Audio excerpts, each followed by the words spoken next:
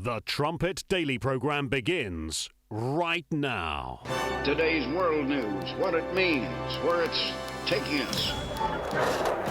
I bring you the one and only possible message of world peace. This is a message of hope, tremendous hope. And he said unto me, you must prophesy again. And now, The Trumpet Daily with Stephen Flurry. Hello again, everyone, and welcome back to the Trumpet Daily radio show. By now, many of you have gotten the blockbuster trumpet brief. We don't use that enough for our material. Blockbuster, bombshell. You hear it in media all the time when they come out with their bogus reports.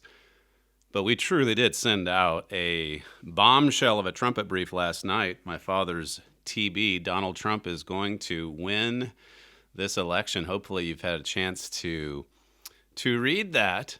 And through it all, he talks about how things look now. And really, even since Saturday evening, the tone is beginning to change. You'll see that as we go through some of our clips and things today. But as I was watching it unfold Saturday night, as I said yesterday, in astonishment at the whole world just going right along with CNN and the AP. As I was watching it, even then, I thought to myself, what will it be like?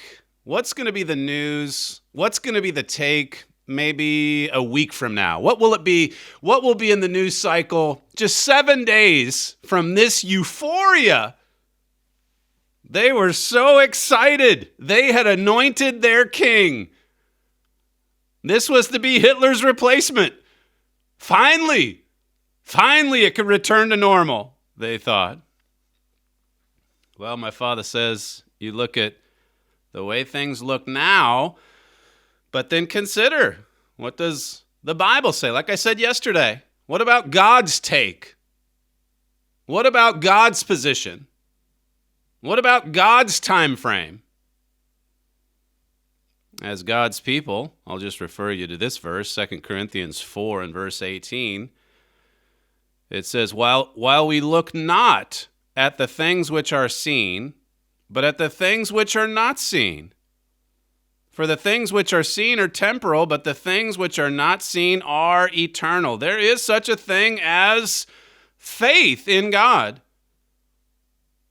There is a real spirit world that you can't see with the naked eye. And as God's people, our focus, the ultimate reality in our minds, is the spiritual realm. That is the ultimate. We walk by faith. It says in the very next chapter, 2 Corinthians 5 and verse 7, we walk by faith, not by sight.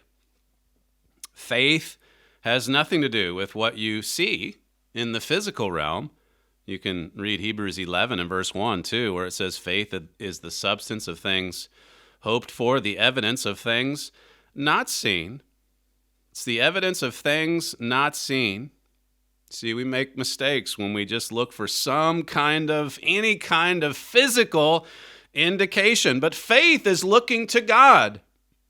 Faith is trusting in God. And there's so many examples of living faith recorded for us in the Holy Bible. You think about Daniel's three friends, Shadrach, Meshach, and Abednego. They said to Nebuchadnezzar, God's able to save us. He's able to deliver us from this fiery furnace. And then they went on and said, in faith, even if he doesn't, we're not going to obey these pagan laws of yours. We're not going to bow down to your idols. And so they were thrust into the furnace, and all that they had to take with them was their faith in God. Their faith. Now, as I say, you look at today, even as compared to Saturday night, and already things are beginning to change. You see a lot of Democrats getting a little bit nervous. Bill Kristol, he's a never-Trumper. I read an article by him this morning. He's pretty sure, but just a little bit nervous. Last night, and this happened, by the way, around the time that trumpet brief was sent, to our tens of thousands of subscribers. Even as that was going out, finally you had some movement over at the Department of Justice. Last night, the Attorney General, Bill Barr, he wrote a short memo authorizing federal prosecutors to pursue substantial allegations of voting and vote tabulation irregularities prior to the certification of elections in your jurisdictions. In certain cases, it says, as I have already done in specific instances. So the DOJ, it's moving now. Some would say it's too late or later than it should be, I should say. But they are moving, and this represents a pretty big development. Normally, the DOJ doesn't investigate fraud until after the states have certified the election results. But Barr says, normally fraud there's not enough of it to overturn the results. There's always some fraud. But what we suspect here is that it was on a mass scale. That's what he's essentially saying. And so he's authorizing these prosecutors to investigate, as he says, serious allegations. Don't get off into the weeds too much, but if you see something serious, well, you better look into it. This is from his memo. It says, it's imperative that the American people can trust that our elections were conducted in such a way that the outcomes accurately reflect the will of the voters. The U.S. Department of Justice has an obligation to ensure that federal elections are conducted in such a way that the American people can have full confidence. And then this is the money quote. He says, I authorize you to pursue substantial allegations of voting and vote tabulation irregularities prior to the certification. And he stresses that because, as I just noted, that's something that they generally do after the fact, but not this time.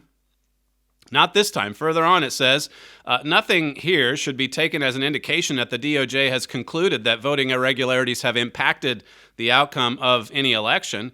Rather, I provide the authority and guidance to emphasize the need to timely and appropriately address allegations of voting irregularities so that all of the American people, regardless of their preferred candidate or party, can have full confidence in the results of our elections. Why aren't the media saying this?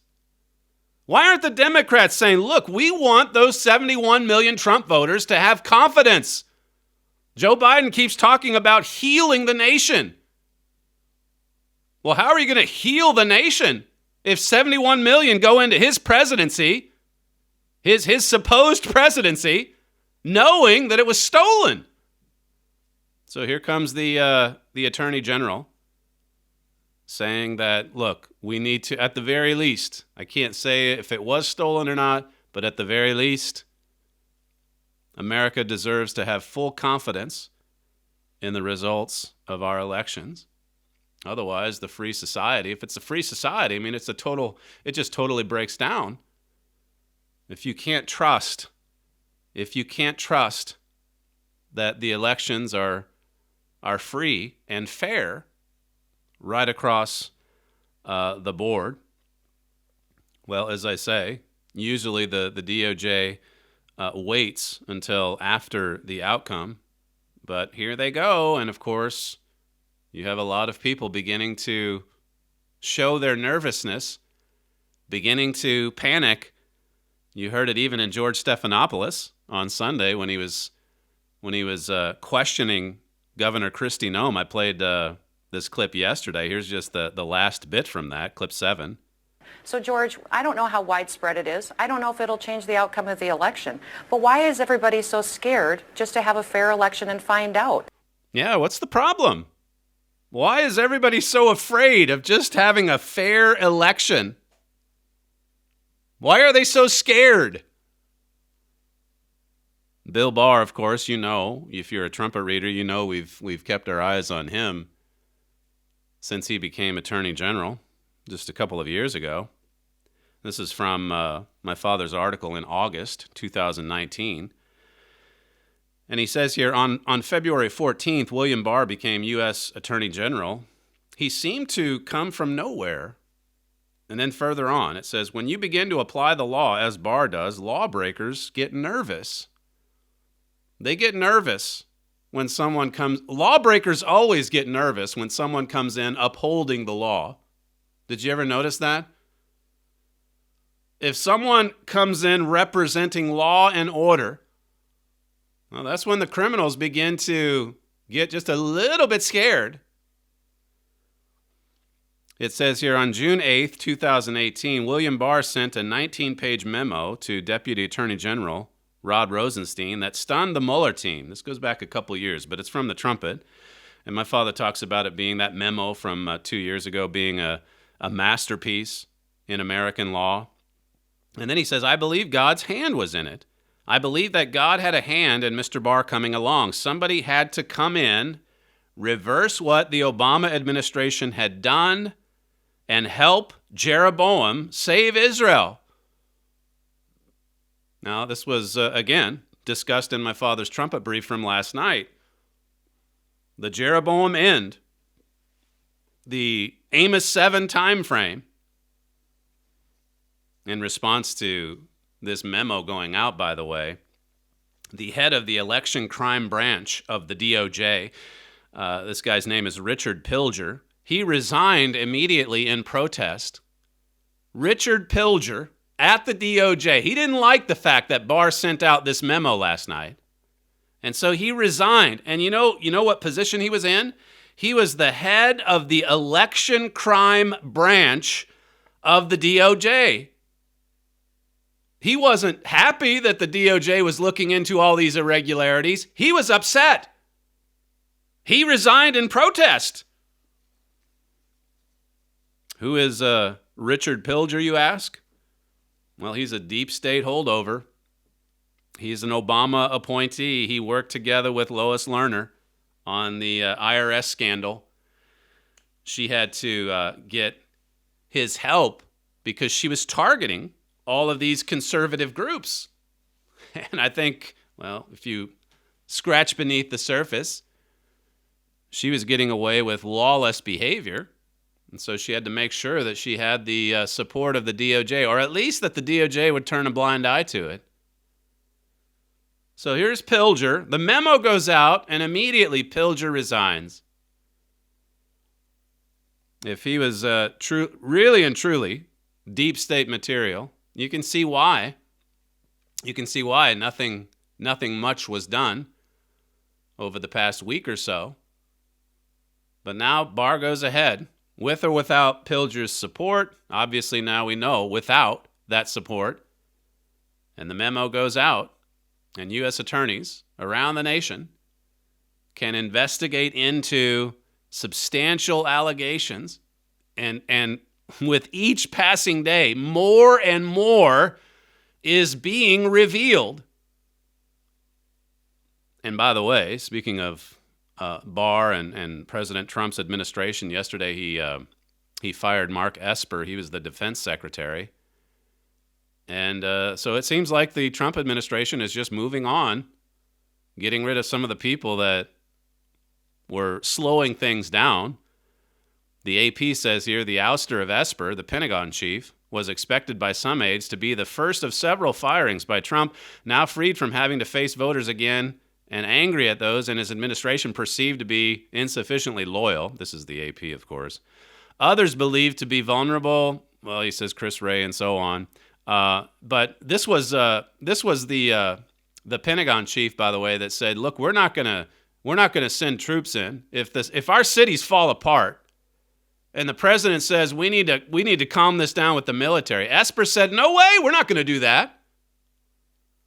And so now he's out. Now Bill Barr is looking into the voting irregularities. This is from my father's trumpet brief yesterday. What can we expect? We may not see it just yet. We're beginning to, though, really.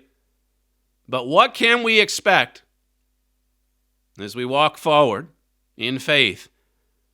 It says here, the radical left in America have done everything in their power for the last 4 years to discredit and destroy Donald Trump. They have spied, they have lied, they have cheated, they have broken laws too numerous to count. They have committed treason, trying to depose the duly elected government.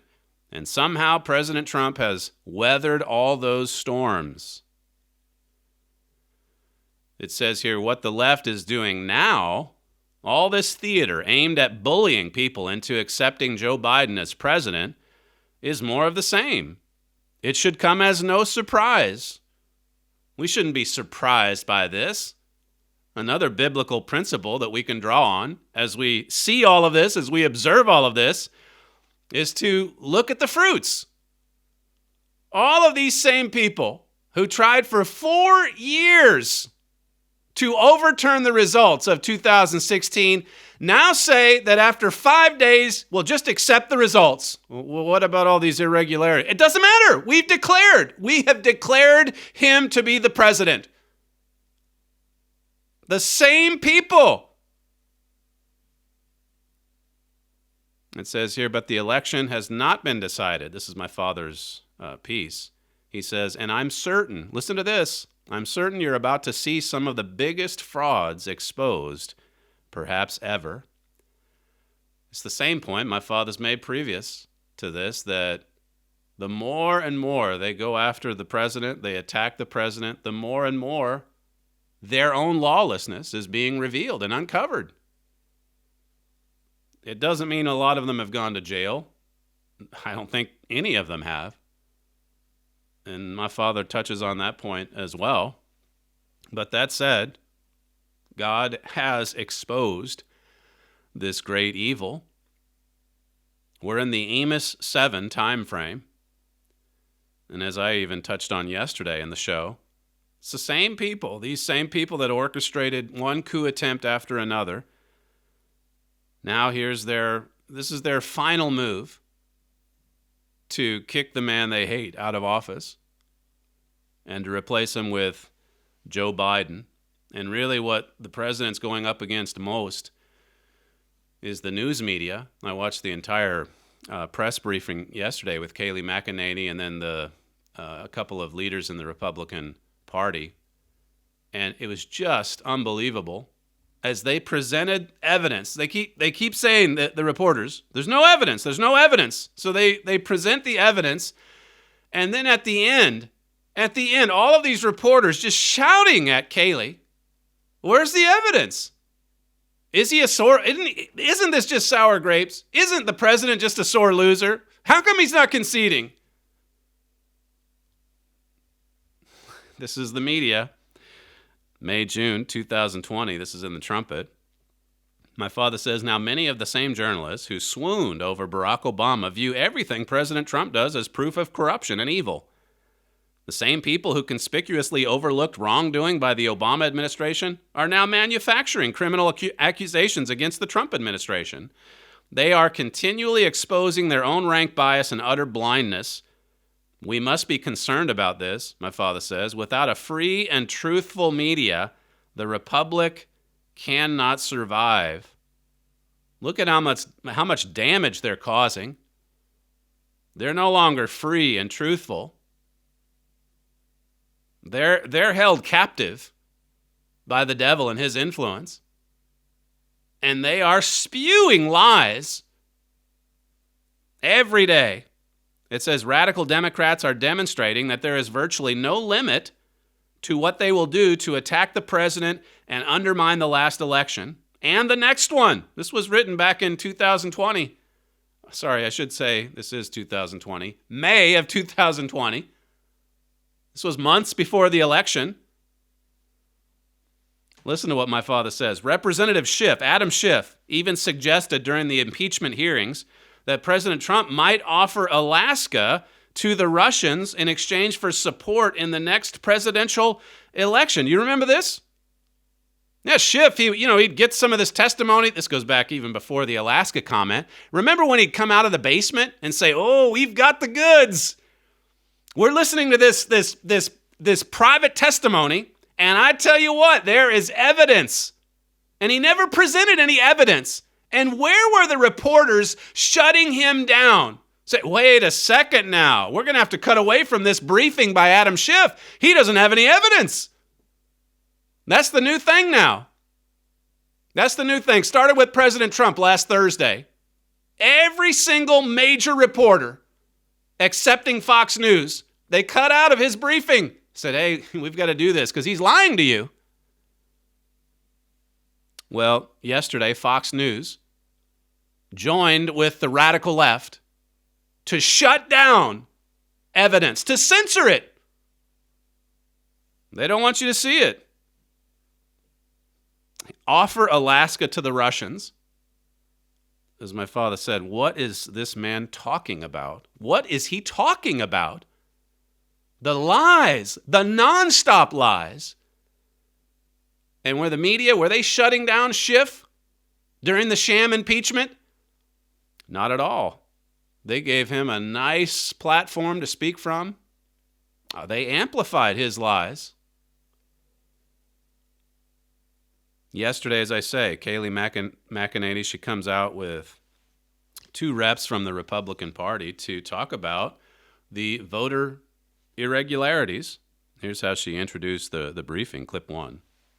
This election is not over. Far from it. We have only begun the process of obtaining an accurate, honest vote count. We've only begun the process. Remember, they said last week, we got to be patient. Now they don't want patience.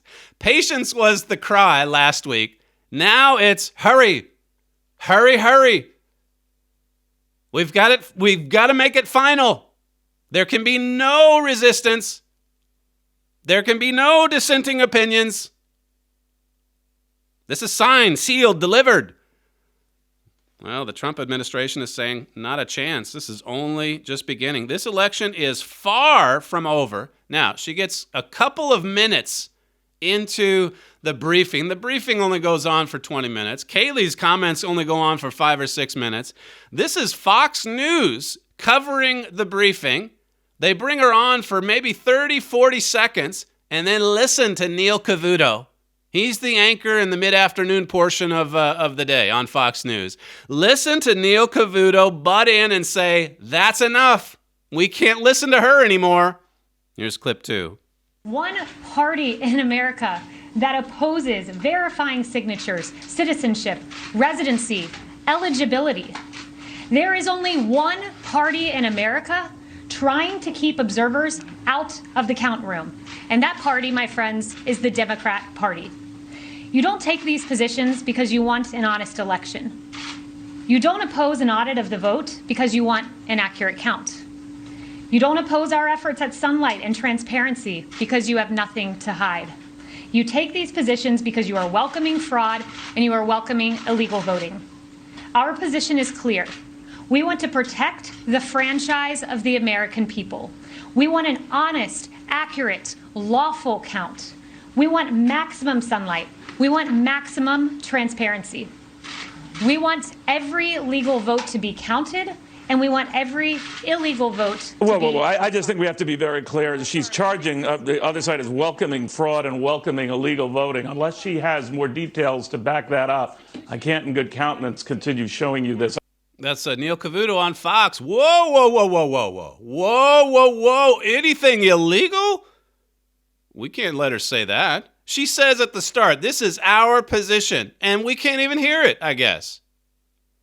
We can't even hear it. This is the type of openly blatant censorship that's now the new normal for the major media, and Fox News is joining them. Fox News is part of the conspiracy now.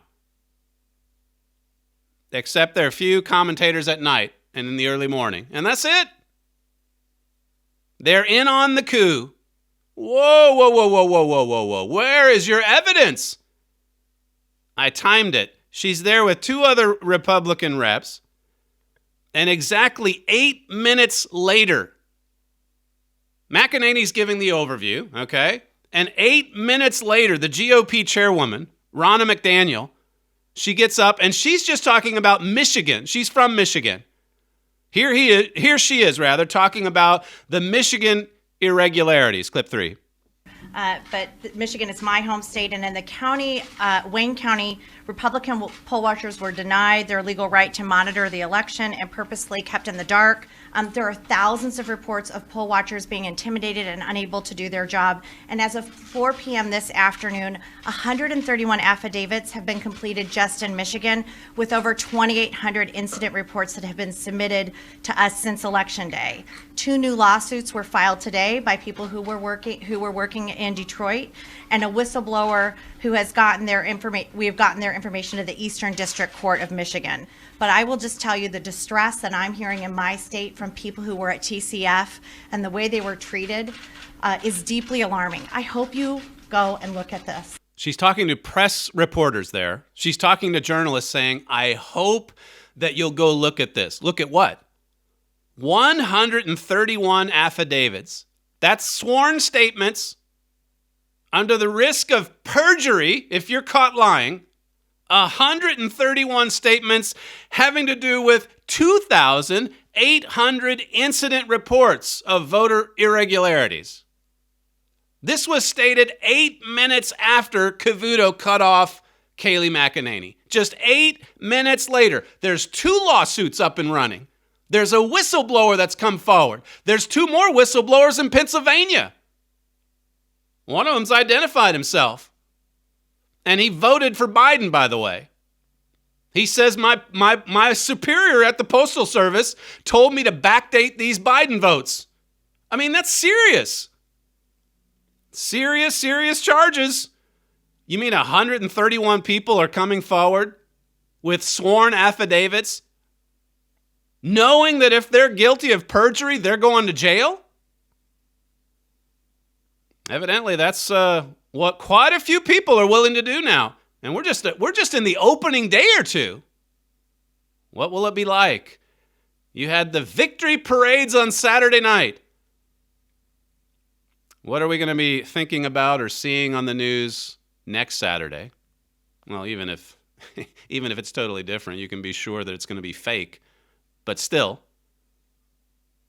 if they want evidence, but the thing of it is, for Cavuto to cut her off, it's not that she doesn't have the evidence. It's that he doesn't want to see the evidence.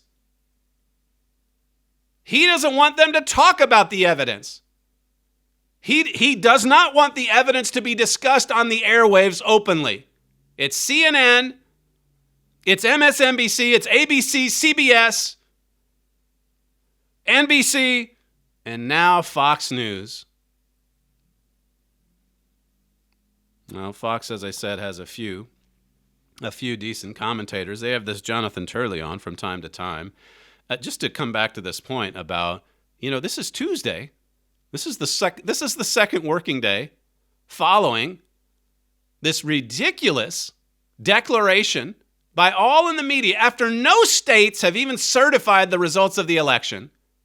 And yet they have decided, they have issued their decree.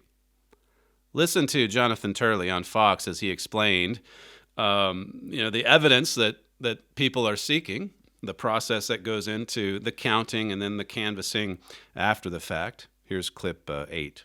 But having said that, in fairness to the Trump campaign, we wouldn't necessarily have that evidence at this point. We're now moving from the tabulation stage to the canvassing stage, and that's when you probably would see more systemic problems. Also, this evidence is held by election officials, so it often requires a court to get access to that information. Mm-hmm. So when you go from the tabulation stage to the canvassing stage, it's in the canvassing when you go back and, you're certifying the count, you're auditing the account. In some cases, you're recounting things like you're going to do in Wisconsin and Georgia. That's when you'll notice or find the evidence.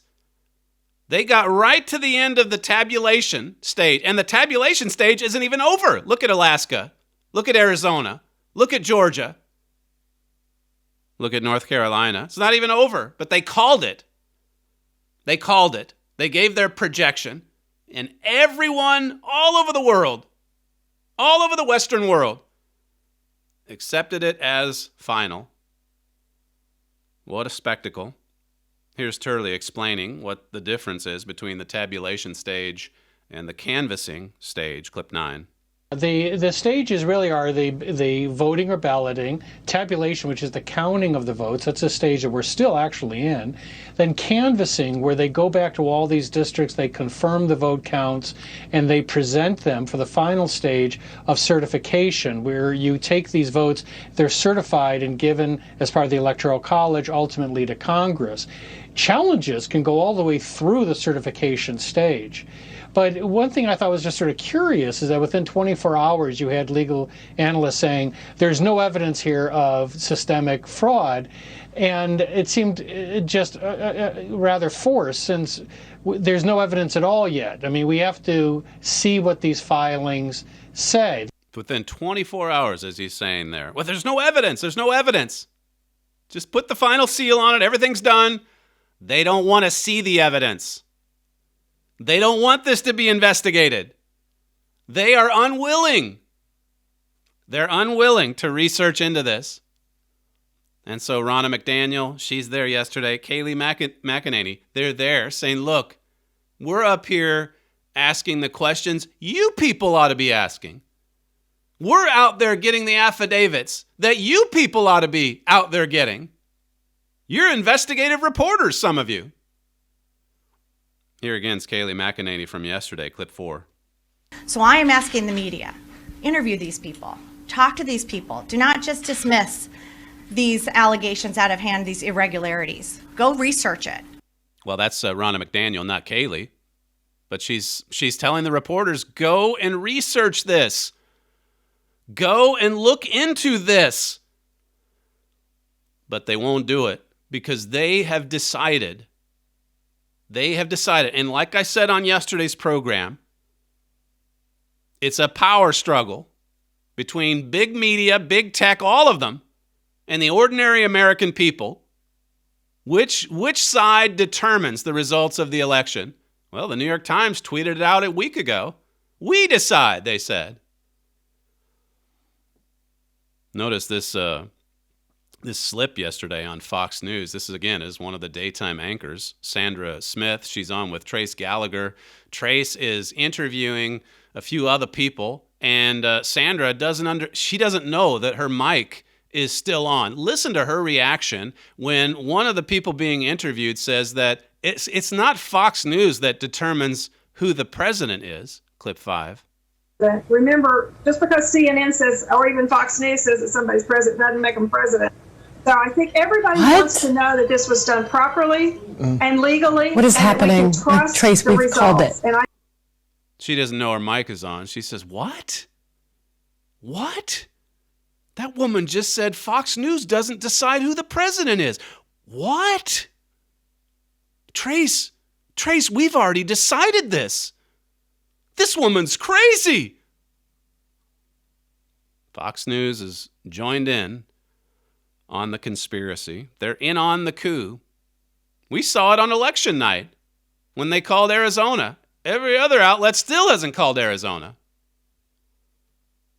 Fox News is holding it to its projection. We're going to go back one of these days and just look at the 7, 8, 9 hours of election night coverage, because I'm itching to put together a timeline to see when Fox made their call on Arizona, to see when all of the votes or the counting stopped, to see how long it took for them to call Florida and Ohio, and how big the percentage was, the lead for president in both those states, to see what happened then in the deep of the night when everyone went to bed and all the counting had stopped, and then the cars and trucks that showed up with bundles of Biden-only votes. Well, Fox, this is from the National Pulse. Last Friday's ratings for the supposedly conservative outlet were less than both CNN and MSNBC for the first time in years. The ratings at Fox News, they're cratering right now as people are furious. Furious. One of the Murdoch wives, as I said yesterday, we did it. We got rid of Trump. He's lost the New York Post and now Fox News as well. None of them want to see the evidence. None of them want this researched or investigated. Listen to this from Lindsey Graham. He's a senator in Congress. Clip 6.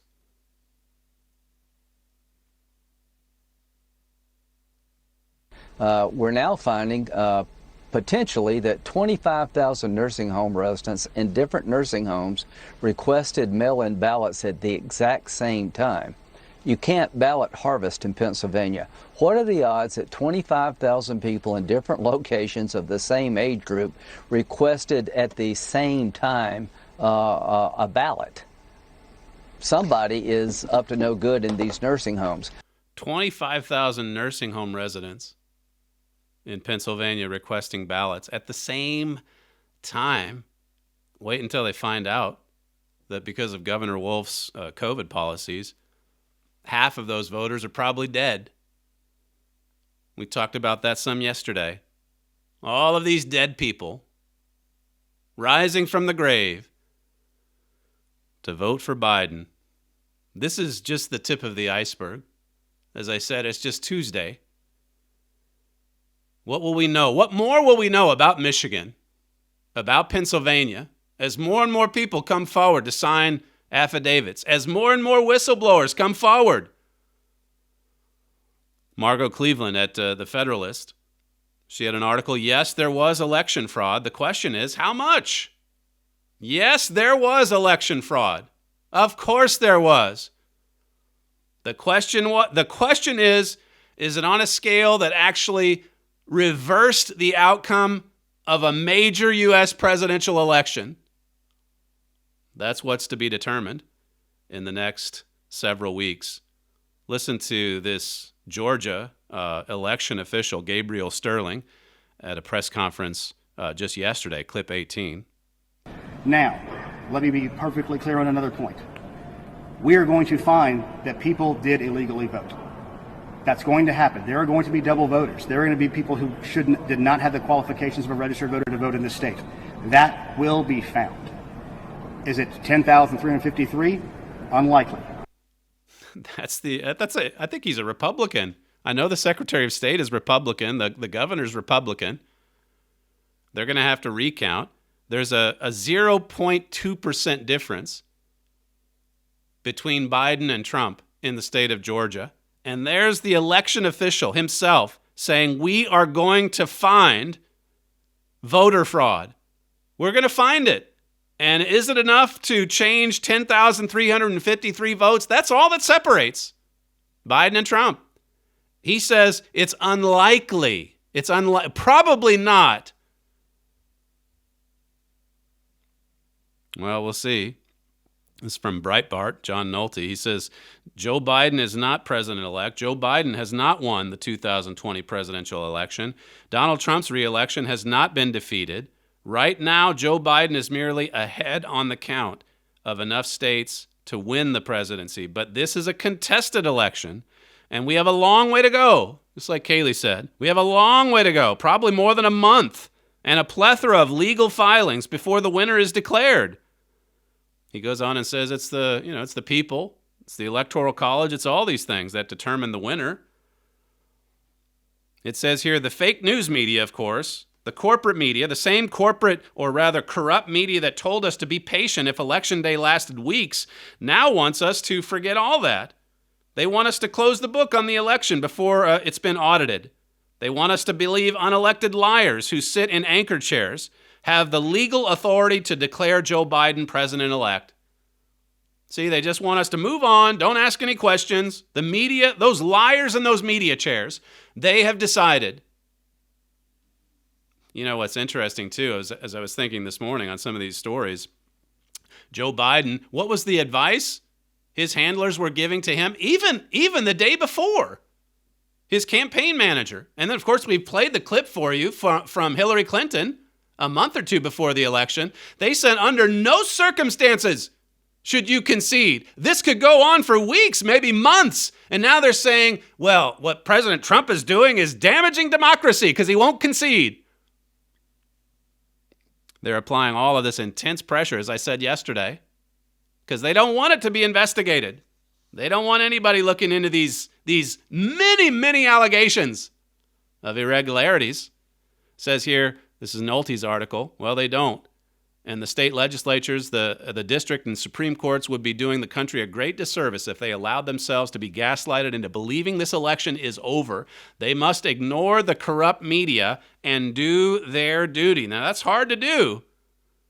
It's hard to do, but when they've been wrong over and over again. You would think it'd be a little bit easier to ignore the media, to ignore what's coming out of CNN, and to instead do their constitutional duty.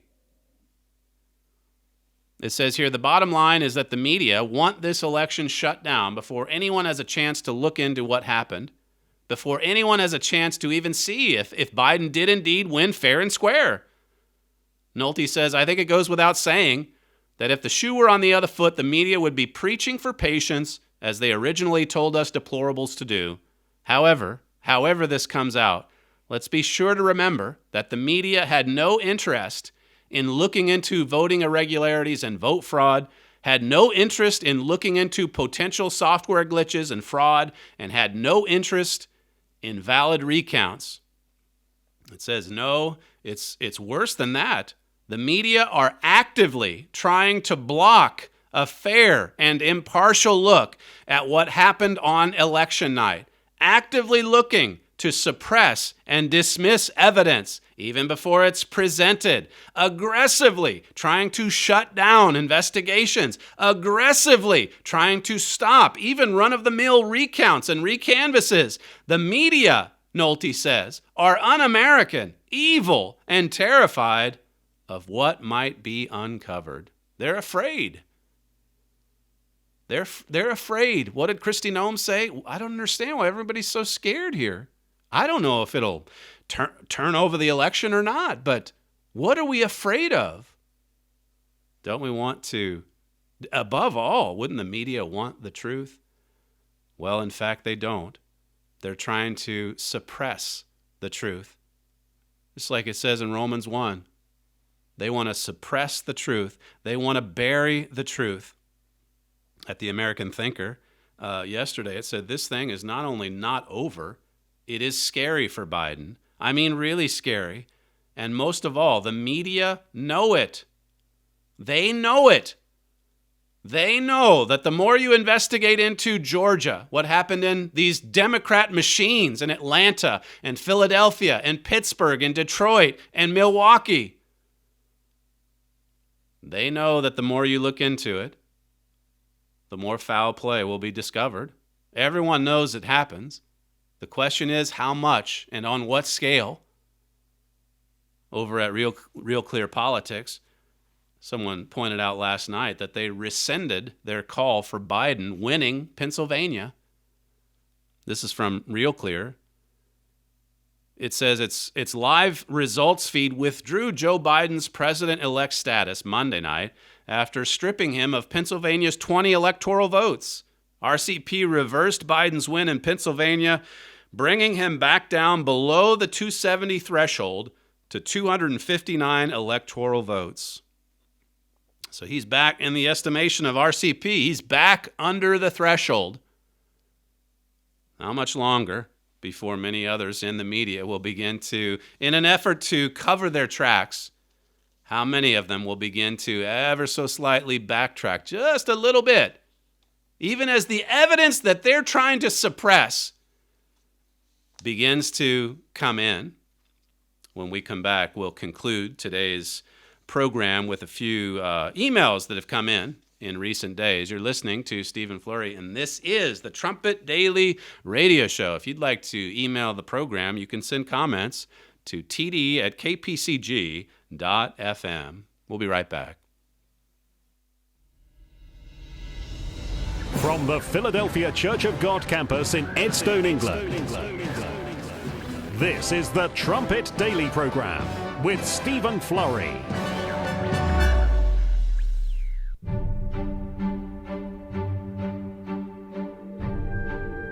The world is hopelessly confused about Bible history and prophecy.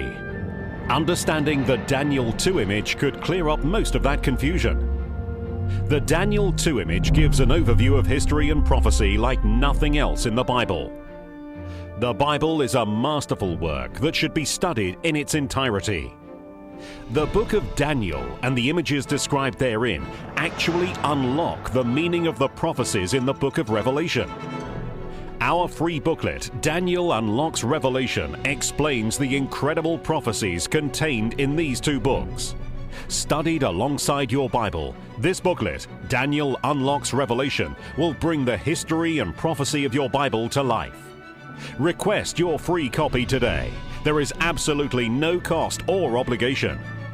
Email your request to td@kpcg.fm or visit thetrumpet.com.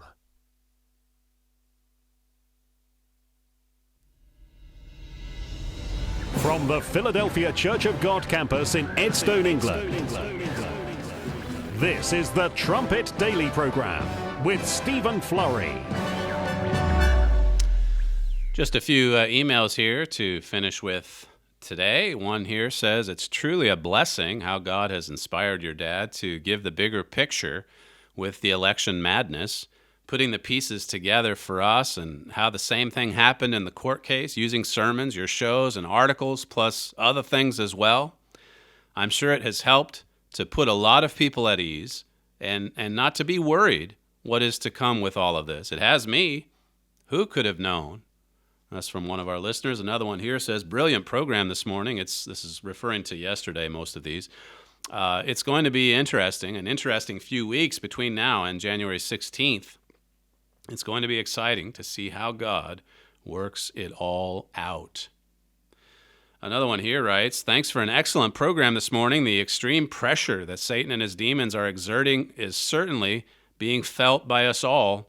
We need to rely on God's sure word of prophecy more than ever now. Can you imagine how bad it's going to get as we go deeper into the Jeroboam end, as we know it plays out? It says, my wife and I listened to Mr. Biden on Saturday night. At one point, he said, we're the good angels.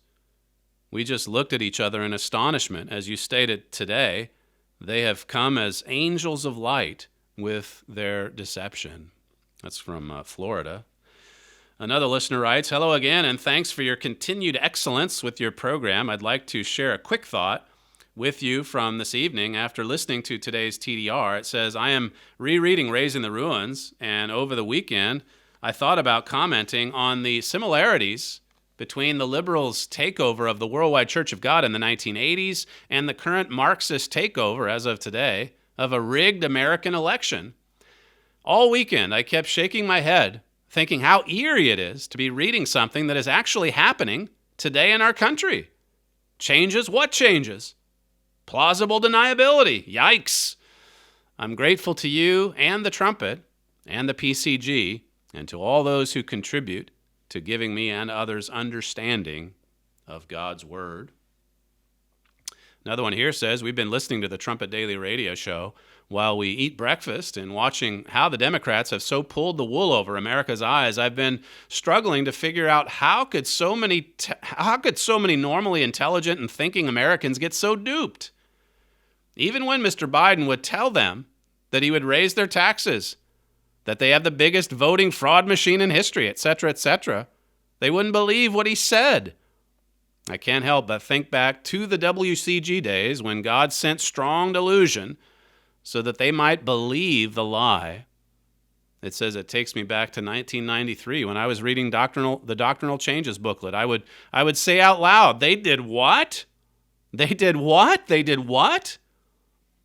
And yet so few believed that they were doing what they actually said they were doing. It's deja vu, except on a grander scale. It says they tried to accuse President Trump of Russian collusion. Indeed, what we have now is media collusion. It is incomprehensible that members of the press cut off our president because they think he is telling lies. How dare them? I'm so thankful that God has been pointing us to the government from above. Can't wait for that day. Another one here says, today's broadcast was one of the best this year, red hot. I listened to Stephen Flurry's introduction twice.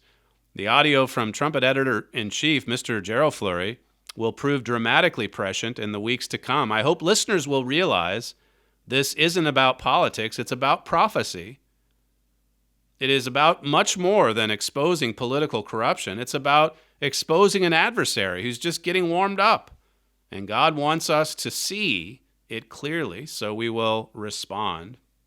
It says here, thanks to all the staff behind the scenes for the news research and compilations of audio and video. This episode demonstrates that everyone is on their game. Nice comment there from Missouri.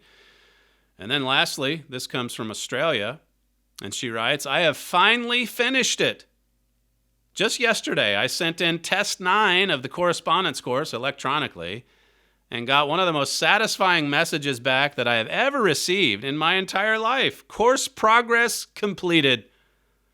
I was so excited to have completed it at last that I just have to share it. She says, my experience with the correspondence course has been phenomenal. Some of you listeners, by the way, will remember that this is something I was really encouraging a lot of people to do earlier this year, to sit down, take the time out of your day to actually write out those lessons and all those beautiful scriptures. She says here, this phenomenal experience, I now see my Bible as an old friend. Having written out many passages again and again, my scripture memorization is stronger than ever, which has helped me a lot in formulating responses to worldly coworkers and to general life challenges.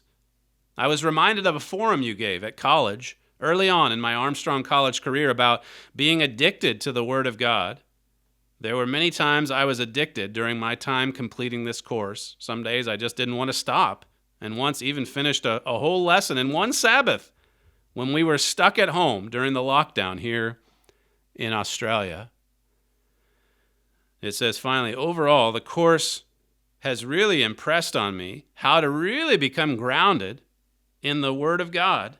And it always makes me sad when you point out that programs offering the Bible correspondence course often have lower ratings and responses, because I have seen firsthand just how amazing it can be for your spiritual life.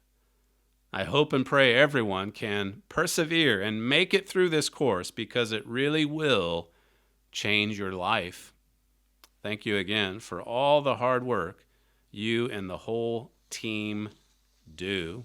That's a very positive response coming in from Australia regarding the Armstrong College Bible Correspondence Course.